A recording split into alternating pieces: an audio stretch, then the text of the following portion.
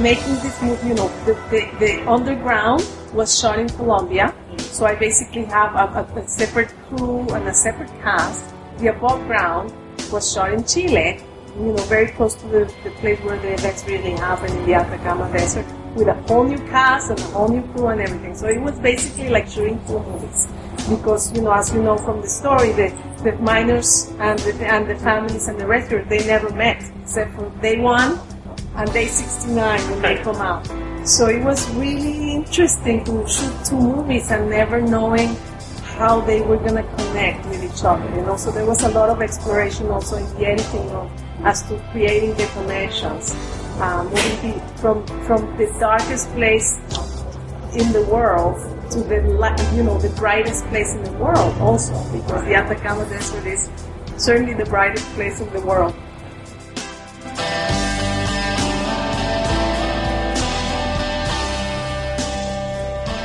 The voice you just heard is director Patricia Riggen speaking about the challenges of filming the dual narrative structure of her film The 33, which recounts the story of the Chilean miners that were trapped underground. The film opens wide on November 13th, and actually I think it has some Oscar buzz around it. It was one of the special presentation screenings at this year's Heartland Film Festival here in Indianapolis, and that's kind of what this entire episode is structured around. This episode is a special episode of The Obsessive Viewer. My name is Matt Hurt. You can find me at Obsessive Viewer on Twitter, and then my co-host is Tiny. And you can find me at Obsessive Tiny on Twitter. Yes, how's it going, Tiny? Very, very well. Good. So like we said, this we're a weekly movie and TV podcast that covers a specific topic, be it a genre, trope, movie, or show, each episode. You can find back episodes of the podcast at ovpodcast.com. So, Tiny, this was our first time having press passes of any kind to anything. It was, and I wish I could have taken better advantage of it. Right. But I would consider it like an honor. I mean, that they considered us, quality enough media outlet to give us press passes and let us see free movies, basically. Well, I may have embellished a little bit about our numbers and everything in the forums, but that's fine. No, I'm kidding. But wow, yeah, that was kind of my kind of thought process too. Was that I basically my thought process was that they gave us these press passes, which gave us unlimited access to screenings at Heartland Film Festival, regular screenings. They had special presentation screenings throughout it, but basically, the equivalent to our press pass was the Cinephile Screenings Pass, which gives them the same access that it gave us, but that costs $210. Right. So, my thought was okay, they gave us these passes on good faith that we would cover it. So I basically did as much as I could and covered as much as I could and everything. And it was overall a really great experience. And I'll talk more about that. But Tiny, of the couple times that you were able to go to it, how did you feel about the atmosphere and the general feel of it? I was very, very impressed. I was only able to see 2 films, and I saw them at the same theater. But I mean, just from the outset, as you go into the theater, there's decals all over the front of the theater for Heartland Film Festival. So I mean, they're advertising it right away. They have their own special computers to print out your tickets. They have their own special attendants to take your tickets, and they have someone who's representative of the festival come in and speak before each movie. Mm-hmm. And I thought that was a really nice touch. It was, yeah. And then they give you these little cards that you can, it just very, very. It just demonstrates how much they thought out every single facet of this. They give you this little card where it has 1 through 5 from the top to the bottom on the side of this card, and you're supposed to, use it to rank the film, but obviously no one has a pen on them. No one thinks to bring a pen to a theater, so they just had a line there, and you would just tear it to rank the movie, and then you'd give it back to them at the end. Mm-hmm. And I was like, that's just all the attention to detail and all of the just the massive effort put in by everybody. Just really, really, really impressed me, even though I was only there twice. Right. And really impressed. For context, Heartland Film Festival is a film festival that takes place in Indianapolis every October, or around October, I think. This was the 24th annual Heartland Film Festival, and this one took place at the theater at Castleton, the AMC Theater at Castleton Square on the north side, and as well as Traders Point here on the west-ish side. Would that technically be west side or northwest side? Northwest side. Northwest side. Yeah. And then also the Wheeler Arts Community Center in Fountain Square, where Fountain Square is actually where the Heartland offices are. And longtime listeners will actually probably remember in one of our PopCon episodes, one of the marketing people from Heartland came to our booth and talked to us. That was Sarah on OV114 at the 57-minute mark. And then also that kind of leads me into talk about the staff of Heartland. It was incredible, like how nice they were and everything. Like I was approached by Greg, the marketing director of Heartland, like I think it was the second day I was there, and he was like, "Hey, I'm Greg. How's it going?" I was like, "I'm pretty good." And then he's like, I was like, "I'm Matt." And then he kind of looked at my tag and he's like, "Oh, you're the Matt from Twitter. You've been tweeting about us." And I was like, "Yeah, totally." And he's like, "Yeah, I really appreciate it." And then from there, I got a chance to talk to both Greg and Sarah throughout the festival, and like they were genuinely very appreciative of the coverage that I was providing for Heartland, and it was really nice to see that kind of closeness to the press of it, and then, like they gave me, like I had tons of opportunities that that some I grabbed and others I grabbed and then kind of fumbled a little bit, but I still took a lot of opportunities, and I'll talk about those in length in our next segment. But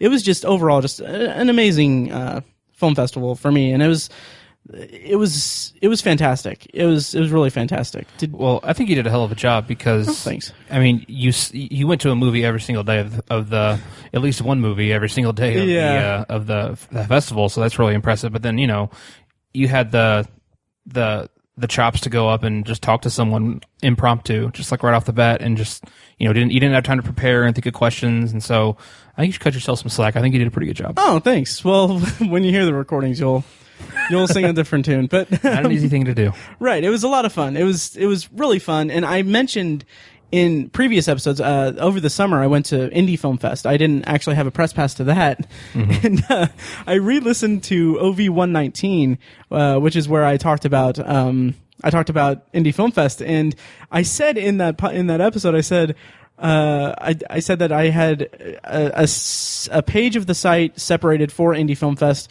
where I provided my reasonably extensive coverage of the film festival.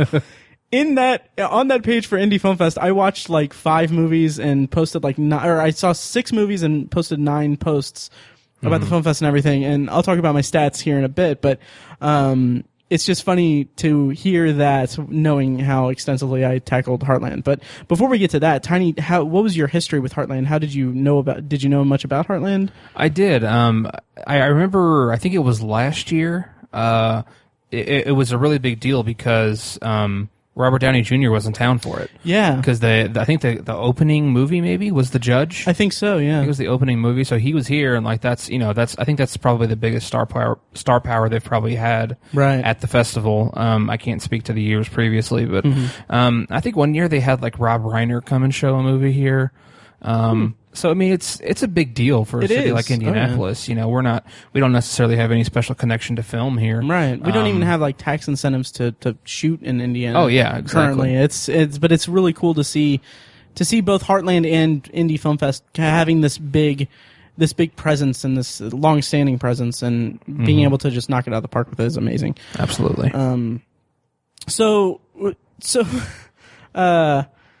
Some anecdotes before we get into the actual content of what we saw, what I saw at Heartland. I kind of want to go through some stats. So Tiny mentioned that I saw a movie every day. There were, I believe, 2 days where I could only see one movie. So the total amount of movies that I saw at Heartland, which, let me preface this by saying I'm really, really single, guys, like super single. Over the 10-day period, I went to 25 screenings, which were 24 of the scheduled screenings plus one press screening of the 33, which was on the Friday of Shocktober in Irvington. So basically I woke up that Friday, went to the press screening, which it was me and 2 other people, including the writer for the Indie Star, the film critic for that, Dave Lindquist. Cool. Yeah, and so I went to that, and then I actually skipped a job interview to go to that, but it was fine because the company didn't seem that, like, it seemed kind of shady. But anyway, So I went to that and then did Shocktober in Irvington, and then Shocktober in Irvington coincided with the Heartland Film Festival's opening movie, which was Room, which I'm really excited to see when it gets a wide release. And I wish I could have gone to it, but Shocktober in Irvington.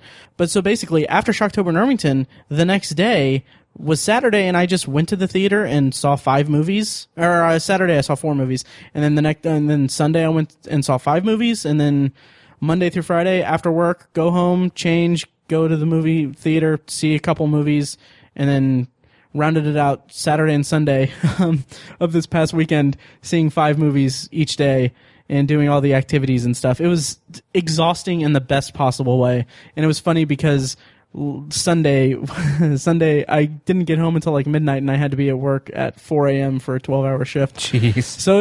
So like last night, we're recording this Tuesday. Last night was the first night in like 2 weeks I've been able to sleep for an extensive period of time without having a bunch of stuff on. But anyway, like a bunch of stuff on my mind or anything. So anyway, the breakdown of what I saw is I saw, obviously with Heartland they have both features and shorts. And I think that they had a total of I think 145. Yeah, 140 something. Yeah.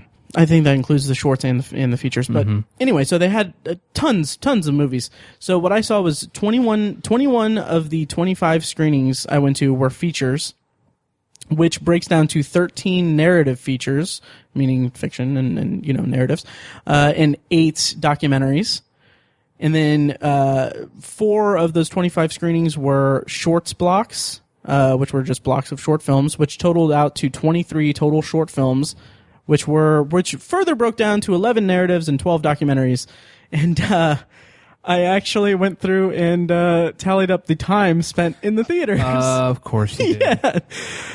Over the 10-day period of Heartland Film Festival, and I can't stress enough, I am single, I spent 39.6 hours. It was your second job. Theater. It was, and that's exactly what it was to me. It was a job. Like I actually, when I talked to the filmmakers and stuff, if I mentioned, or if they asked what I did or whatever, I would mention like my day job is a security guard, and like I just tackled it as if it was my job, and I think I got as much as I could out of it, it was really satisfying to me. It was amazing. And I was really excited because I found out on the internet that apparently next year's Heartland Film Festival is October 21st to October 30th, so we won't overlap with Shocktober in Irvington. So they won't steal our thunder this time. They won't. Yeah. So we're gonna get to. And by the way, and it was amazing. It was amazing to me because not only was Heartland amazing and the staff was amazing and the volunteers and everyone that put in work to make it amazing were great, but they also had, like, they have some really incredible movies. They got like an incredible set of movies to show at the film festival. Not only that, they got like tons of the filmmakers there. So after a lot of screenings, they had the filmmakers come up and do a Q&A, and then they'd hang out in the lobby, and that's how I was able to get sound bites from tons of people. Like throughout this episode, you were going to be hearing the recordings of me talking to the filmmakers, for the most part, all of them directly after I saw their film. And it was just such a gratifying experience. And like I mentioned in the podcast episode where I talked about Indie Film Fest, in OV136, I mentioned that it was fun at Indie Film Fest to pretend to be a critic. And Heartland, I took that like idea and just ran with it. And this was like the most film critic thing I've ever done in my life. And it was incredible. It was awesome. So we're gonna, before we get into like the meat of what I saw, I'm gonna give Tiny time to talk about the movies that he saw. But before that, I'm gonna throw it to this recording that I had with Dave Manougian, who's the director of a documentary feature called The Big Lonely, which I saw on. It was actually funny. I saw it on, I think, Sunday, and like I tweeted out, like in the lobby afterwards, I tweeted, like after every screening, I would tweet out with the hashtag HeartlandFF, and I would say the title of the movie, and I would say just a brief 140 character thoughts on it. So as I'm tweeting it, I'm like looking, I'm like, the director's right there. Like he's literally like right on at the next table from me. So I sent it off and talked to him and all that. And it was great. So here's my recording with Dave Manougian. This was actually recorded after we saw a movie called Homeless. Like the next day, because I didn't get a chance to talk to him that day, like record him that day. So here it is, and It didn't resonate with me. I think I was just so, kind of the movie. I was just taking the whole movie in, and today when I saw that clip, I'm like, how did Capra's one of my favorite directors. That's one of my top 10 favorite movies of all time. How did I miss that? It was a Wonderful Life clip the first time. So, and it's a great scene in that it really is. It really is. And I was probably so perplexed with the whole, the CIA story and all that I wasn't paying attention to the clip it's on the TV. It's a nice bit of levity in that scene. It is. Too. It's really, really strong film, and it pairs really well with yours too, because it's both about a very specific issue in our world today. Yeah. And especially with your movie. By the way, this is Matt. You're listening to The Obsessive Viewer. I'm here with Dave. And how do you pronounce your last name? Manougian. Manougian. Okay, I didn't want to butcher that because you wouldn't be the first one. You wouldn't have been the first time. He's the director of The Big Lonely, which is currently screening at Heartland Film Festival here in Indianapolis. And why don't you just really briefly just tell us about your movie and tell us give us a background on what the movie is and how it came to be. Great, thanks. Yeah, so The Big Lonely is about a man who becomes homeless, and rather than go and live under a bridge, he decides to move out into the middle of the Oregon wilderness and builds his own cabin by hand on government land secretly. And so it's really about, on one level, a survival story, but really on a whole nother level is mentally how he deals with a life that hasn't turned out the way he had ever dreamed, and coming to grips with everything from, the depression of it to feeling like a failure, to not having seen a daughter for 30 years, and how he overcomes all that and just every day puts one foot in front of the other and tries to live out his remaining days as prideful as possible.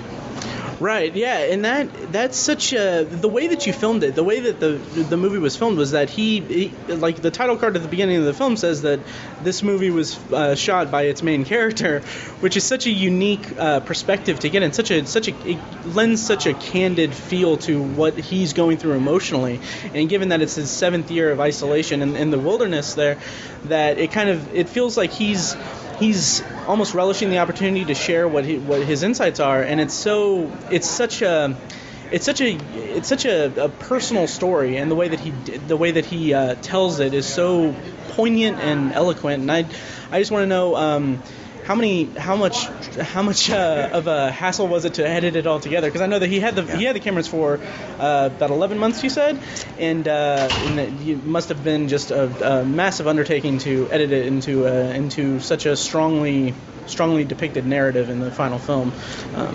Yeah, so two things on the front end. I think that logistically it would have been very difficult to have a camera crew out there just because of the harshness of the environment. But also, I really wanted to make sure this story, his story, and the viewer were immersed and felt like they were right there with him when he's running a trap line in the middle of the winter. I wanted people to feel like they were crunching through the snow with him, and when he was starving, they were hungry. And I think that there is just something really, I kind of liken it to an acoustic version of a movie you'd normally see, where everything is just stripped down to just the story and just the person. So that was number one. As it relates to the amount of footage, we ended up with 300 hours of footage after him having the cameras for 11 months, had no idea what we were going to see. Quite honestly, I thought I would get a lot of shaky, out of focus footage with bad audio, and as I started popping, the discs into the computer and watching it hour after hour, I was literally amazed over and over by the quality of the shots that he got, and then just just how philosophical and I guess when you think about being out there alone for so many hours, right, it's going to have two impacts on most of us, right? At times it's going to drive us crazy, and it drives us crazy because we have so much time to think. But the other byproduct of that is you have a lot of time to think, and Michael's had a lot of time to think about his past and his present and life in general, and so you're the beneficiary of some really remarkable philosophical observations about life from this man.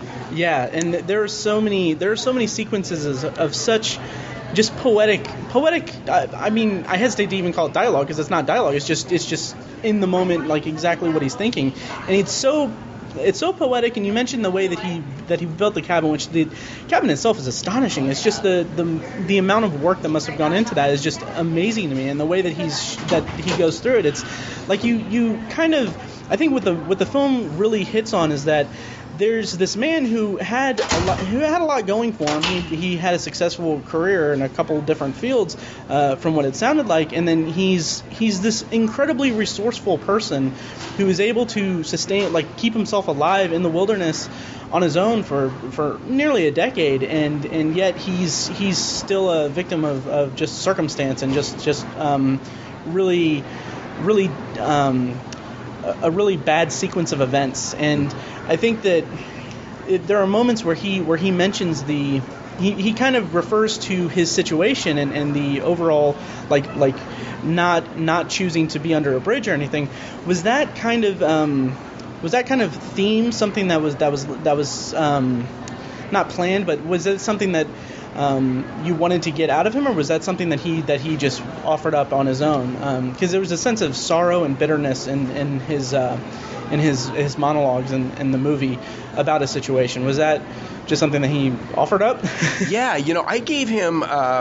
I had typed out about 500 questions just about his life to kind of get him started talking, but they were just very simple questions, and so no, everything you hear him say, and not only what he says but how he says it, it's just him. It's just his view on life, and I think what it really did for me, and we just saw this wonderful movie called Homeless, and it's very hard to put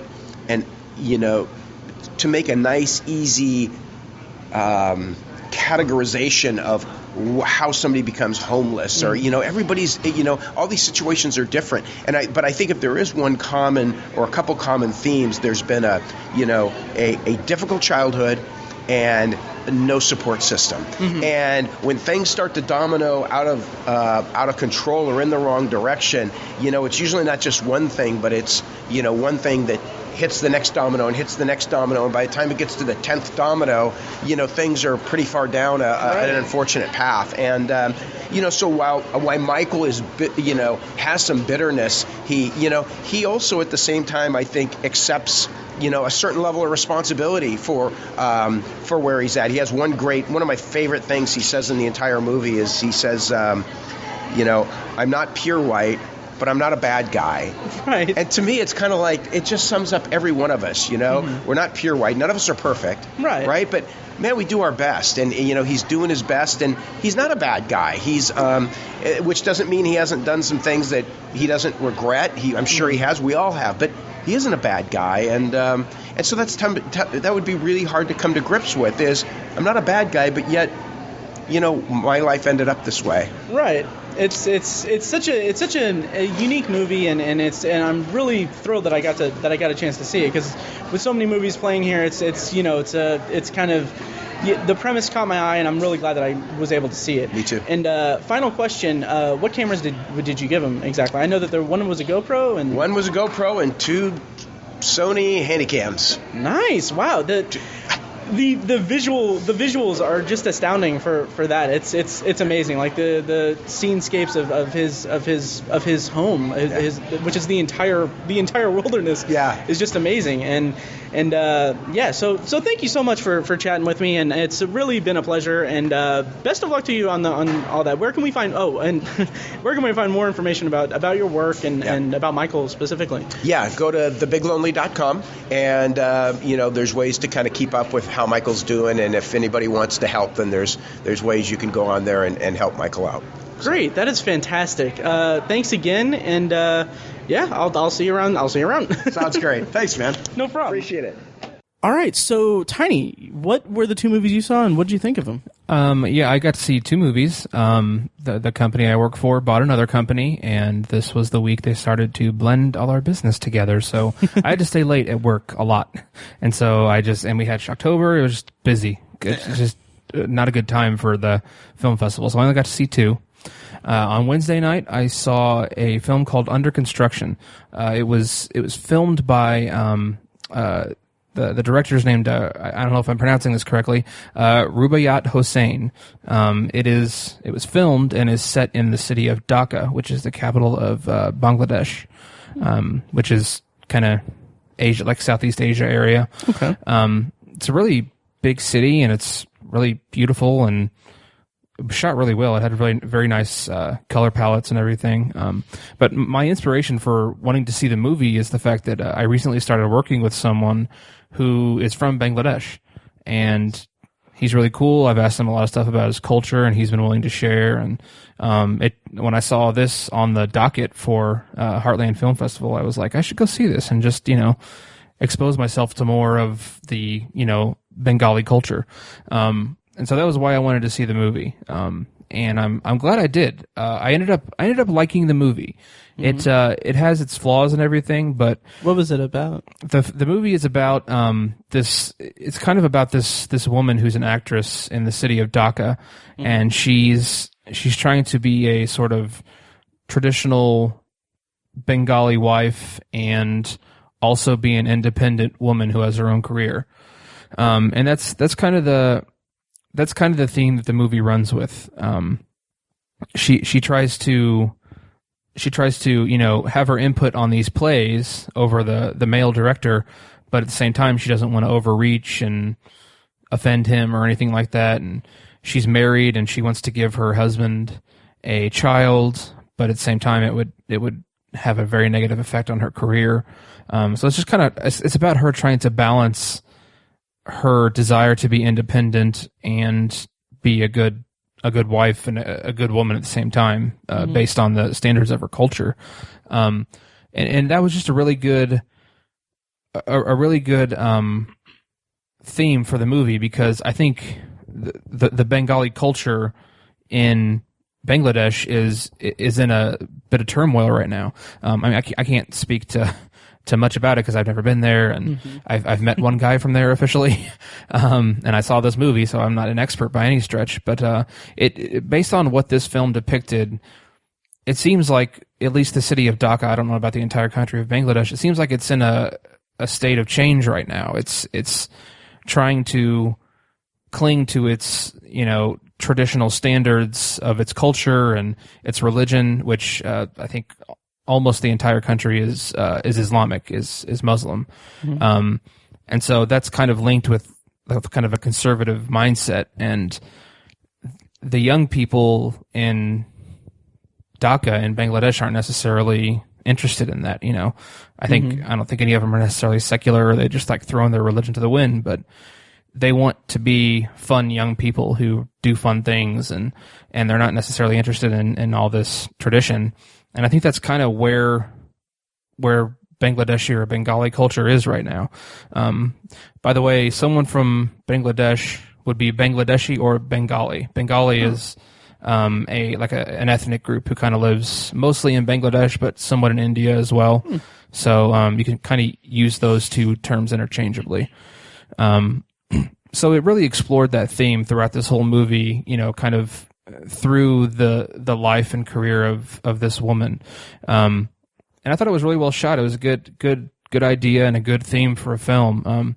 I had trouble with the pace of it. It was just a very slow burn.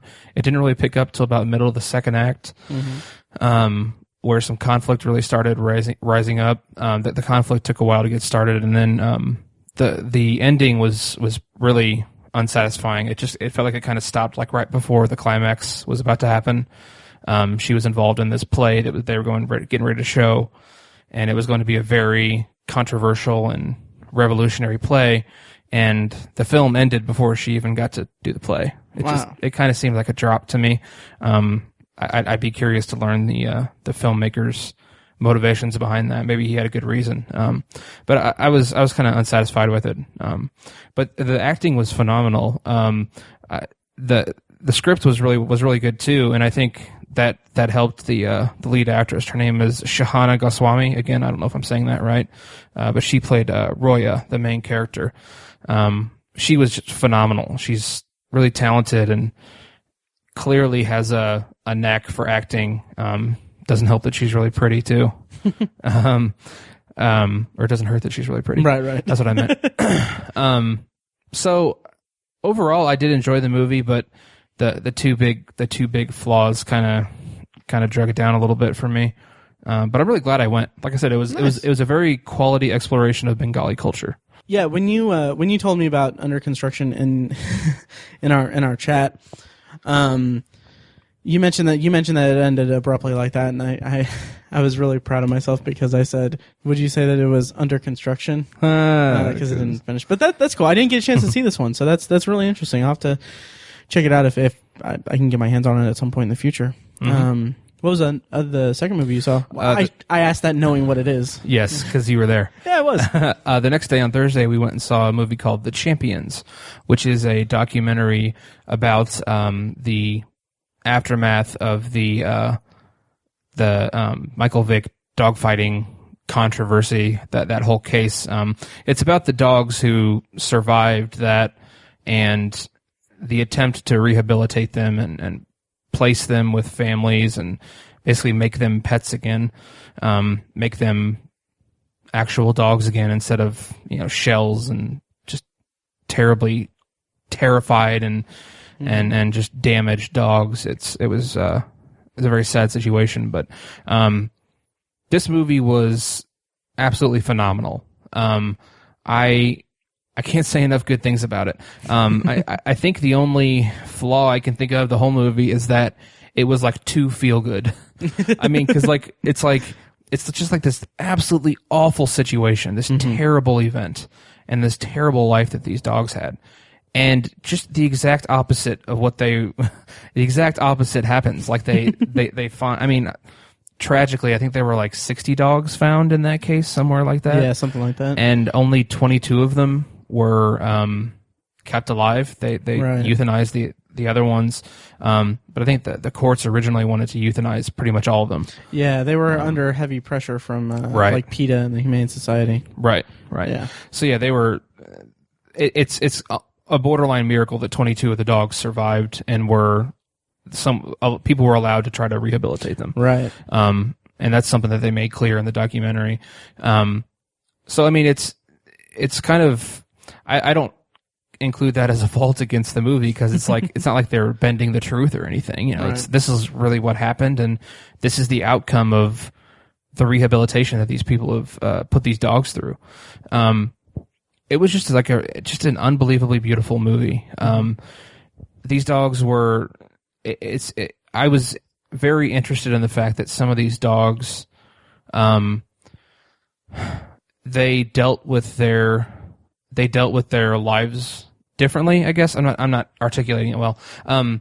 Some of the dogs became very, very shy, and they would not. Basically, in the presence of humans, they would just cower and just lay themselves flat on the floor and not move. But some of the other dogs would be aggressive, and they'd be, they'd see the humans as a threat. Some of the dogs enjoyed interacting with other dogs, but some of them could not do that because, their entire lives before that were just fighting their own kind. So it makes sense when I see the documentary, but beforehand, I would just expect them all to be very aggressive and closed off dogs. One of the most interesting cases, I don't recall the dog's name. I think it was Lucas. Was Michael Vick's like champion. Oh yeah. Like he won like tons of fights and was the most scarred up and arguably the roughest looking dog. And when they found him, he was actually very friendly. And again, they laid it out very logically, that it makes sense that he would connect with people because dogfighting is all about loyalty. It's about the dog being 100% loyal to their owner and doing whatever their owner wants them to do, whatever. And so it makes sense that they wouldn't be aggressive towards people. But it was just a very surprising thing. It was surprising for me, but again, it doesn't make sense. So clearly, throughout this documentary, they laid out the, if you will, canine psychology of what these dogs went through and why they are the way they are. And that was a really strong part of the documentary.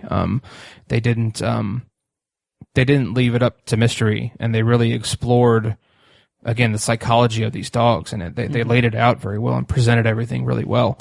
There were a lot of great moments of comedy in it too, which is a very good thing for such a dark situation that this came out of. You kind of need to make your audience laugh, and that's kind of easy to do with how charming and delightful some of these dogs are now. If you're a dog person, obviously you're gonna connect to this movie. It really just makes you feel really great about the world. That something so good can come from something so terrible. Right. I think at one point in the film, one of the people who handles the dogs was saying, it's a terrible thing that happened, and it would have been better if it never did. But like, look at all the good that came from it. Right. Look at all the good things that came from this. It was just such a beautiful movie. I cried a handful of times. Yeah. If you don't cry at this, you probably don't have a soul. Right. So I really, really love The Champions, and I think everyone should see it. I hope it gets a wide release somehow. Right. I hope Netflix picks it up or something. Yeah. So. Me too. So yeah. I'll echo that. I loved The Champions. I actually have a review posted on the website, which I also forgot to mention that for all of my written coverage of Heartland Film Festival this year, you can go to obsessiveviewer.com/Heartland2015. That's where I have all of the links to everything on there. And yeah, I do plan on, currently as of this recording, I still have like nine posts to write. Wow. But by the time this is released, but also hopefully at some point in the near future, it will be a complete page and everything. So nice. Yeah. So great. Yeah. Awesome. Should we move on to the next segment? Sure. Okay. Well, since I didn't get to see very much, my question is, what did you think was the best of Heartland? What is the best movie you saw, the best shorts, best horror, whatever? Well, well, there actually wasn't that much horror, but oh, really? Yeah. The Heartland kind of has a focus on kind of indie drama and indie, like, kind of movies that move you and stay with you is what their motto. Mm-hmm. But I will say that this actually leads perfectly to the introduction to this. Basically, for my best of Heartland segment, I'm going to separate them into the best shorts I saw and the best features. And to intro the best shorts segment, here's a recording that I had with Heather Jack, who was the writer and director of a short film called Let's Not Panic, which was in the Sci-Fi Shorts block of short films. So here's my somewhat awkward, on my part, conversation with Heather Jack, who indulged my awkwardness for this segment. Okay, so I'm here with Heather Jack, the filmmaker for Let's Not Panic. That's part of the Sci-Fi Shorts program here at Heartland Film Festival. We're actually in the outside pavilion thing that they have set up. It's new for this year. So tell me about your short and how it came to be and a little bit about yourself. So I like to describe it as a pre-apocalyptic rom-com. It's basically about a neurotic girl who's in love with her therapist, but then an asteroid is coming to hit New York, so she has to go from Brooklyn to Manhattan to reunite with him before the asteroid hits. Very good, very good. And this was your thesis for NYU grad school? Yes. Yeah, I went to NYU grad for film. This was my thesis project. And I was really fortunate. I actually went into the program as a producer. And so this was the first film that I wrote and directed. I've had a long interest in comedy, and I love working on comedic narrative projects. So I'd always wanted to direct something of my own, and I feel very fortunate that I got into this festival, and it's had a good run so far. And I'm just excited that people get to watch it and like it. So yeah, it's great. Very cool. Is this your first experience with Heartland Film Festival at all? Or? Yes. Yeah. Okay. This is my first time at Heartland. This is my first actual time in Indianapolis. I kind of did a road trip with my mom cross country, and we were. This was not that long ago. It's pretty recently. And we were passing through Indianapolis, and I was like, I don't really want to stop because I know I'm coming for Heartland, so I want it to feel fresh. I don't want to spoil the surprise for when I'm here for the festival. So but this is my first time here. Very cool. Great. Your short seems to be about idealizing individuals and kind of tailoring your perception of them to your fantasies of them, and how that is not quite what you should be doing, or it's part of the short is that the therapist says that our flaws make us human, and that kind of carries throughout the entire short. Can you speak a little bit about your wow, what's the word I'm looking for? I'm sorry. The inspiration for that. Yeah, inspiration for that, and your inspiration for that. Yeah, well, I think that again, like the theme is kind of that no one is perfect, and of course, like let's say in a therapy setting, like the main character is here. You only get to see a certain amount of someone. So she sees the therapist in those sessions every day, and he's like confident and telling her what to do and how to live her life better. And she's, kind of neurotic and anxiety ridden and relies on him heavily. But, through the course of the story, I hope that you see that, yes, she can be that way, and that's fine. But not everyone is. Like, he has his own flaws that kind of reveal themselves through the course of the film. So I guess the point of it is that we're all human. We're all doing the best we can. No one is perfect, and I think that's actually what I think makes us interesting as people. Is I do think that like our flaws make us more interesting and more kind of captivating and fun to be around, or I think it's part of the human experience. So that was something I hope to come across in the film. So I'm glad that it did for you. Nice, and I hope that me flubbing that question so hard made me interesting to you. So much, yeah. Nice. I hope that me answering in a roundabout way is the same. So. Oh no, you were fine. So I won't keep you that much longer. But of the movies that you've seen at Heartland so far, what's your favorite aside from your own? Yeah, I loved Sunny in the Dark, which was a feature that I saw here. Also, strangely therapy related. Like, I thought it would be an interesting combination if I had opened for that feature. It would have been that's about a family therapist who finds a person living in his crawl space above his apartment. It's really great. I also loved a couple of the other shorts. I liked, I believe it's called The Way of Tea, which was it's one of the award shorts. It's great. Okay. And there was a Don Hertzfeld short that I liked a lot, also in the awards program. Yeah, there's a lot of great film. The programmers have done an awesome job.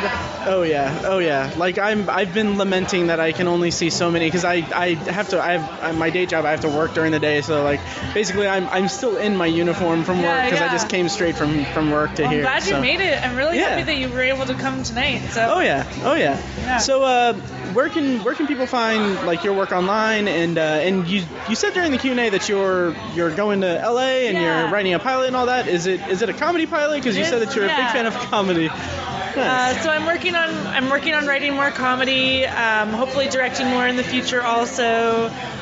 You can find out more about when Let's Not Panic will be online if you follow us on Facebook. So just look up Let's Not Panic on Facebook and you can like us and you'll get updates on when we're releasing online. Hopefully early next year.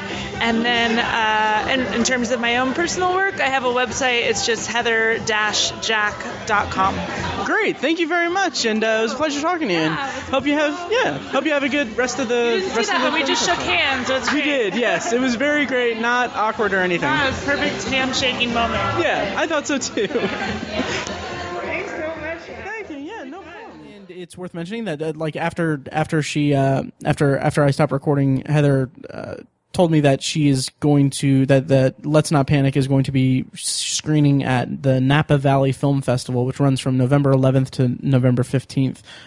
So if you're in that area and it's still before that time, you can catch it there. But anyway, my top short films for Heartland 2015 was, I'll just run really briefly through them. But The Gnomist, which holy crap, man! This it was a documentary short in the art appreciation block of shorts. So it's about this kind of mysterious fairy village that pops up in this forest in, I think, Kansas. That's no one knew like who was doing it or who was creating them and putting them in there. It's like this little fairy village of these little miniatures and everything. But the appeal of it was that it showed how these little figures and everything, these little houses in this in this forest, how they were affecting the community in a very positive way. Like it showed and I'm getting chills just about to say this, but it showed like one woman who said that I have her introduction to the documentary was, my name's so-and-so. I have a daughter who's this age, and I have another daughter who's forever 3 years old, meaning that she passed away.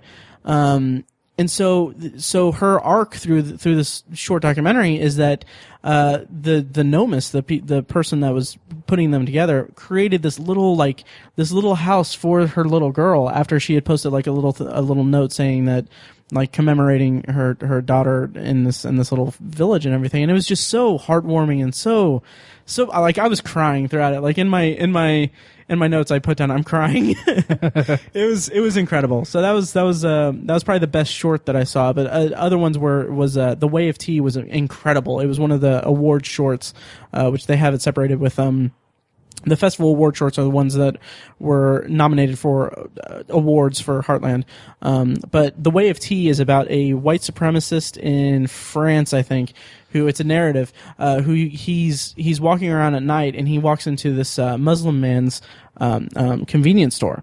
And so he's very aggressive toward him, and then the man just calmly says, "Hey, let's go downstairs, have a cup of tea. And if you have a cup of tea with me, I'll let you take anything you can carry out of the store." And so you think that it's just them going down, having a cup of tea, and then him changing his mind, and then leaving and all that. Like that's kind of how you think that it's going to go. But it goes more along the lines of the white supremacist mindset, saying like, okay, he's going to go down, he has a cup of tea, he gets up and leaves, but then after getting all the groceries he can. Mm-hmm. And then the rest of it is like there's more to it than that. It's people come around and it's a very satisfying movie about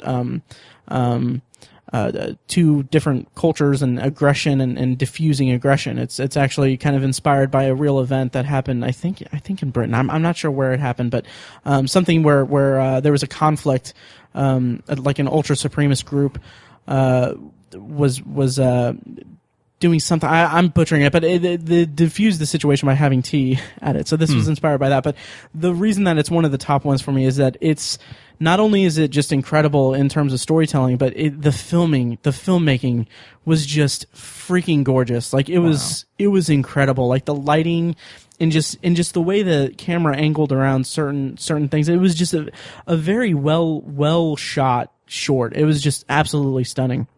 It's a very topical subject right now as well. Yeah, oh yeah. All the refugees from the conflict in the Middle East moving into Europe. Yeah. Yeah, very topical.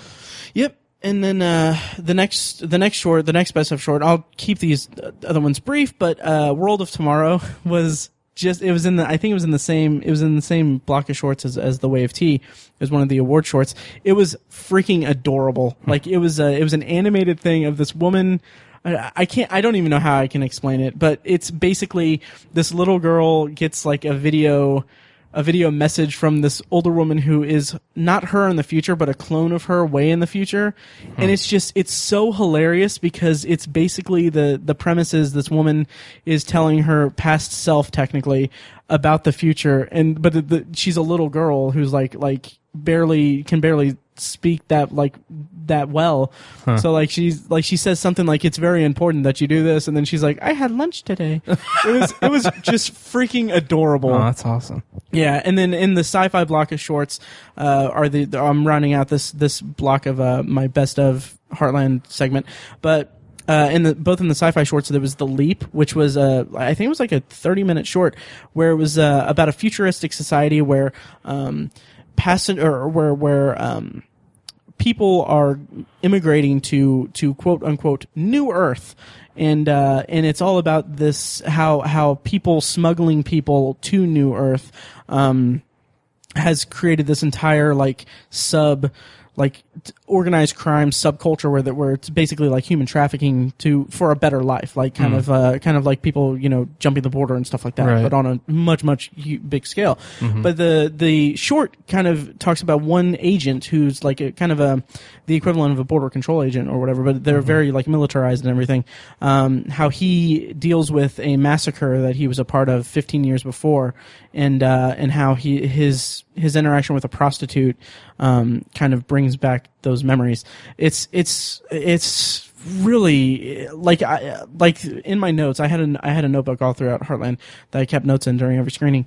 I just wrote I think 2 or 3 times, I want to see this as a feature. I want to see a feature length of this. Nice. 'Cause it was amazing. It was great. And then finally, the best short that on the list of best shorts I saw was Let's Not Panic, which, as you heard in that recording, is about it's a pre-apocalyptic rom-com that plays with a lot of really interesting themes and everything, and it was really good, and I was really happy to get to talk to the filmmaker for that. Cool. Yeah.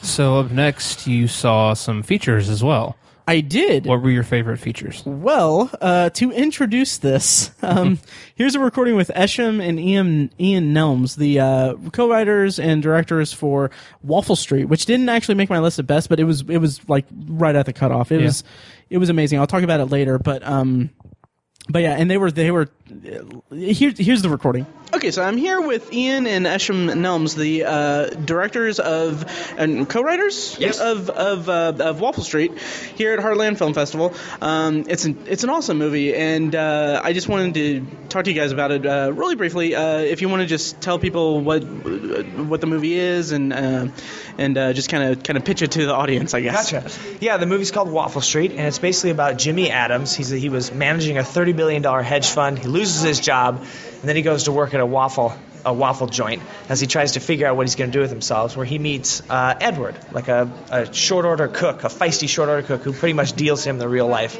values of working a blue collar job. Yeah, and it's based on the memoir of the same name by James Adams, and for us it was a Pinocchio story. So James becomes a real boy. Yeah, and I've never worked in the food industry or anything like that. Yeah, I know. Every story I've heard is like that's I can't imagine some of the stuff that goes into that kind of work, and I feel like that was depicted like really well in the movie, and especially the moment where he's kind of just brought down like during the rush, where I was like, that feels so authentic to that, and also I have to ask, the sound effects of the toilet, like, oh my god, like that felt so real and very very gross, but very effective. We had an amazing sound mixer. Dave West. Dave West. He's Emmy Award-winning sound designer. Wow. We were very fortunate to get him. He basically came on because he loved the project. We couldn't pay him all that much, but I mean, he came on. He had a lot of fun working on that scene. and the scene was gross to start with. Yeah. And then when we watched it with the sound in the studio, we were getting a little bit ill, and we know the behind the scenes, so we were like, "Wow, this is really effective, Dave. Congratulations." Way to go, Dave. To your first question, I think why those scenes in the restaurant feel authentic is because Ian and I worked in restaurants. I was just going to ask that, yeah. So we spent 3 years, 4 years, I don't even know, I've lost track, waiting tables, eking out a living while we're trying to get our film career going in Los Angeles. Wow. So that's all from first-hand experience. Thankfully, we've moved out of the restaurant business as our daily grind, but we still have daily grind. So, but it's burned in deep. It seems like that line of work just kind of sticks with you. It does. And this is your second feature film, or do you have more? This is pretty much our fourth feature film. Oh wow! But our first two, we made an $1,100 movie, a feature film, and then we made a $5,500 movie, feature film. In the glory days of mini DV, so 2004, 2005, we were out slinging mini DV cameras, rebel style, on the streets of Los Angeles, getting it done. And then in 2013, we made Lost on Purpose, and which also stars James Lafferty, Jane Kaczmarek, Dale Dickey. C. Thomas Howell. So we were very fortunate to piece that one together. Very cool. Yeah, that was fun. Cool. And then from there, that one actually got us this one straight away. So that is fantastic. Yeah. And you guys are already working on your next movie? We are. Well, do you want to say what it it's is? called Small Town Crime. It's a crime thriller about an ex-cop who finds a dead body and becomes, obsessed with finding the killers. Nice. And we got that one from Waffle Street. Yeah. Nice. So two of the producers seem to be climbing a small ladder, baby steps at a time. That is very cool. Yeah. Two of the producers from Waffle Street fell in love with the project, and it's Brad Johnson and John Kelly. Yeah. And so we're going to be putting that together next year. Fantastic. And is Heartland is there more film festivals for Waffle Street coming up? We're going from Heartland in a week. We go to Ojai, and then we go to Cucalouros, which is in North Carolina, and then I guess Red Rock in Utah. Time. Yeah, and then there's something else that happens there as well. Maybe it's Beloit somewhere. There's a special screening in Beloit, I think, in Wisconsin. Very cool. Yeah. That's what's on the board right now. Yeah. Nice. Yeah. And where can our listeners find the Waffle Street online in terms of its media presence and social media presence? There's wafflestreetmovie.com, but then it's pretty much just a standard that leads you to our Facebook and our Twitter and our I think we have an Instagram. Do we have an Instagram? Maybe we don't have an Instagram. I'm not sure about Instagram. Yeah. But we definitely have Facebook and Twitter. Nice. Those are probably the easiest places. Awesome. Thank you. And one final question. Have you guys been able to check out any of the movies here? Oh, yeah. Yeah? Well, which one's your favorite that you've seen? We've been watching 3 to 4 a day, and probably my favorite film is probably Band of Robbers. That one, I'll have a good time with. And I really enjoyed Band of Robbers as well, but The Big Lonely, standout film for me. Oh, that was movie. Fantastic. I think India's Daughter, very profound, really heart-wrenching. I mean, for us, it's hard to pick one, to be honest. There's so many great movies. We had a great time at Crocodile. I believe it's Gandhi. Yeah, I've heard it pronounced so many different times. Crocodile Gennady. I apologize for murdering that, but we loved it nonetheless. Anglo. But I mean, for us, we haven't seen a bad movie here. Yeah, and that's the real testament to the festival. Oh, absolutely. You go to a festival this size and you don't see a bad movie. That's incredible. Mm-hmm. Yeah. Oh yeah, I've been just kind of hitting the pavement, and just seeing as much as I can, because this is my first media pass on a film festival. Gotcha. And it's I'm sitting there I don't dislike really anything that I'm seeing. This is amazing. They've curated such a great grouping of movies. It's amazing to me. Yeah. So. I think for us, and we were just talking about this the other day, it's the level of independent cinema is rising. I mean, like a high tide. I mean, I remember when we started in 2004, 2005, it was just getting a movie, shooting it on mini DV, that was an accomplishment. Yeah. Now, because the tech has democratized, it's been democratized, and anyone can make a movie you can make a wonderful looking movie with your iPhone. Oh, yeah. So it's forcing everyone now that the content, the storytelling is elevating with that tech rise. So for us, I think the democratization of the tech is amazing. It's going to make everyone better storytellers. Yeah. Oh yeah, I agree. Yeah. Well, thank you so much, guys, for chatting with me. Appreciate it. And it's love the movie. Can't wait to see what you guys do next. Awesome. Honestly, it's fantastic. So thank you. Thank you, Eshom and Ian Nelms, and they were two of the nicest guys ever. It was amazing. It was I think it was Thursday or Friday, or no, it was a Saturday of the last Saturday of the film festival, and going into their screening, they were shaking hands with everybody. Wow. Everyone that came in shook hands with everyone that came out. They seemed just incredibly grateful to be there and everything. And then I did my recording, and then we walked around the lobby and talked for about good 10 minutes or so before I had to run off to my next screening. And then I came out of the next screening and they saw me and waved and asked me how the movie was that I saw, and I was like these guys are so super down to earth, super cool guys. Awesome. Yeah. So best of Heartland features for me. Top one has to be Raiders, the story of the greatest fan film ever made. Nice. It was amazing. It's about a group of kids in 1982 who started making a shot-for-shot remake of Raiders of the Lost Ark, and they filmed it over 7 summers as they were kids. So they didn't film it in sequence. So they're changing age throughout the entire thing. But what happened was somewhat they had a falling out. Somewhat they finished everything except for one scene, which was the iconic scene with the airplane in Raiders of the Lost Ark. So the documentary chronicles them reuniting 30 years later to get this final shot or this final scene shot, and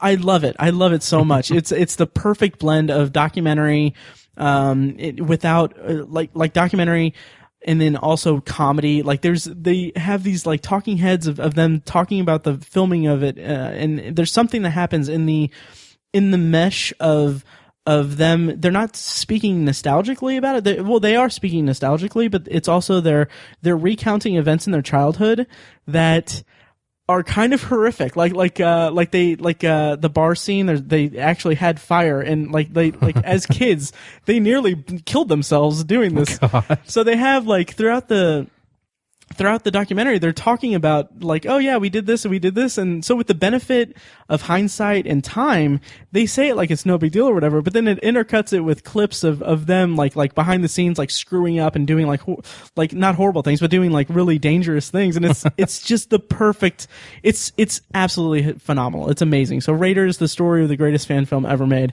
It actually was at South by Southwest, not too long ago. So yeah, that was great. And then Peace Officer was a really affecting and really powerful documentary about this guy who used to be the sheriff in a county in Utah. Who he basically he was the sheriff in Utah in that particular place who got who started the SWAT unit when he was sheriff, and then sometime later, and I think it was 2004, his son-in-law was shot and killed by the SWAT unit. Wow. And so the whole documentary is about him it starts out with him saying that he was witness to a murder and no one ever saw justice for it. So it's all about him kind of examining the militarization of police, and it's really powerful. It's amazing. And he goes through he reconstructs crime scenes, and he talks to it's filled with a bunch of examples of different case studies of different cases similar to his son-in-law's, and it's just, oh man, it's for context, I've lived in a police family. My entire life, my entire childhood was never questioned police, never questioned anything. Police have the right. I never. Anytime there was a kind of negative spin on police in the news or whatever, my entire family motto was okay, well they're dumb. It's not. People are just.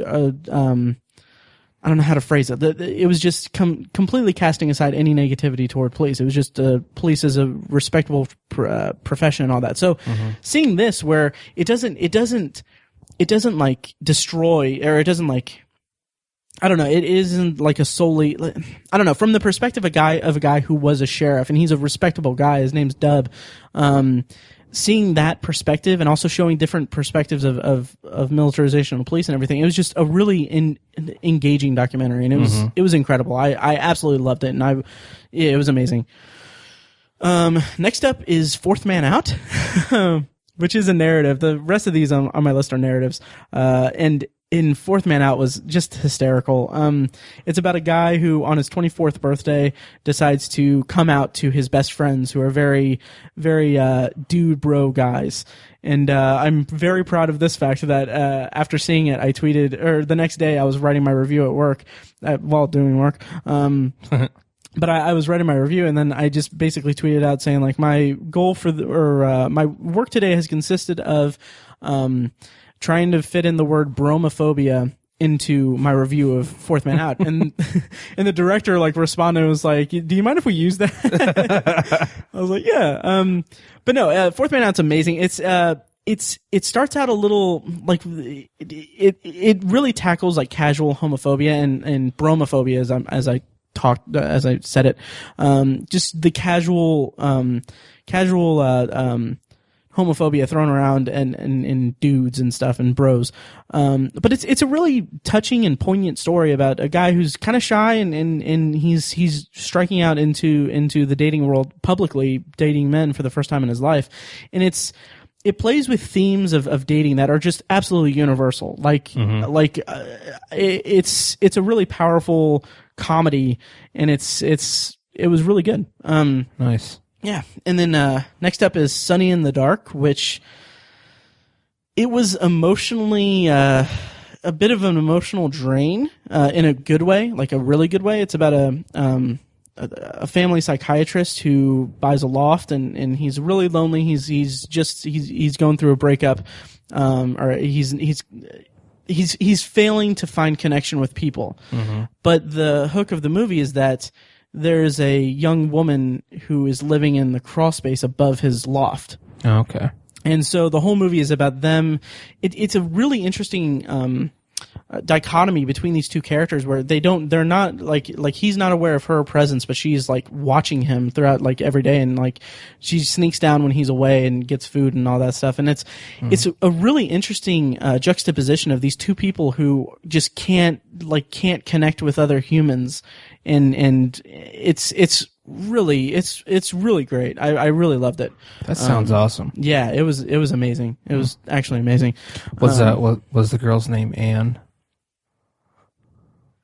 No. Oh, Arrested Development. No. Like Anne Frank. Anne Frank. She was hiding in the attic. Jesus Christ, Tiny. What? It wasn't insensitive. No, it wasn't. I just because I don't know what it says about me that I went to Arrested Development. Like I have Pop in the attic. Okay, gotcha. Yeah. Anyway, no. Her name wasn't Missed opportunity. Anne. Yeah, missed opportunity. Finally, the other best feature I saw was Homeless, which earlier in the recording, earlier in the episode, you heard me and Dave Manougian talk about it briefly. But Homeless was, and I'm so bummed that I didn't get a chance to talk to the filmmakers. The filmmakers were there. They have ties to Indiana. I think they actually live in Evansville even, but. Or I think they live in Nashville, but they used to live in Evansville. But anyway, so I talked to them, and I didn't get a chance to record with them. But Homeless is a narrative feature about this kid named Josh who is homeless, and the entire movie it's amazing. It takes the perception and the kind of stereotype of homelessness and just flips it on its ear. Because this character he's a teenager. He's just purely a victim of circumstance. And it's about how without having what's the word I'm looking for? Like a support system in place, like how you can fall through the cracks and just get it sucked into this cycle of just really like where you can't move up, like you can't dig yourself up, like and it was filmed part of it was filmed in a real homeless shelter with real homeless people, and it's just heart wrenching. It's really heartbreaking. Like Tiny. Okay, so say the worst thing happens and you're forced to live on the street or whatever. Like you have no place to turn. Like you have people in your life that you could conceivably come to and everything. You're always welcome on my couch, but but.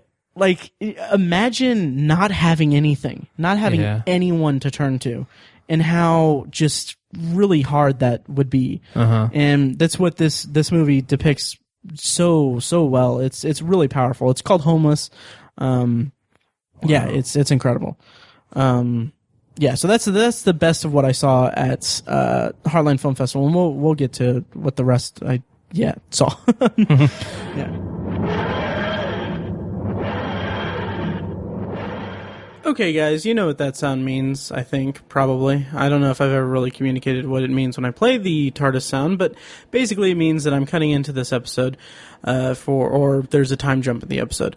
So basically, we recorded a lot of content about Heartland Film Festival, and we have a whole, like another hour and 40 minutes worth of us talking and my interviews with filmmakers. So I've decided to cut this episode into 2 episodes. What you just heard is the episode that's the best of the Heartland Film Festival. And then here probably in a couple days I'll release the rest of it, which is the rest of the films that I watched and my breakdown of each movie that I watched and everything. Before I let you go, however, I do want to thank everyone that I talked to at Heartland, specifically the people that were kind enough to let me use their to use their time and use their recording here in this episode. Patricia Riggen, the director of The 33, David Manougian, the director of The Big Lonely, Heather Jack, writer and director of Let's Not Panic, and Eshom and Ian Nelms, the writers and directors of Waffle Street. Of course, you can find links to all of these people's work and all the links to all the movies that we discussed in this episode in the show notes, or you can go to obsessiveviewer.com/OV136, which is where the actual show notes are residing in blog form. Thanks for listening, and again, thank you to everyone at Heartland, specifically Sarah and Greg, the marketing team that they were kind of like they were the people I interacted with the most in terms of getting into the press festivities and stuff like that. So definitely indebted to them, and I can't wait for you guys to hear the rest of this episode. Thanks, and I'll see you later.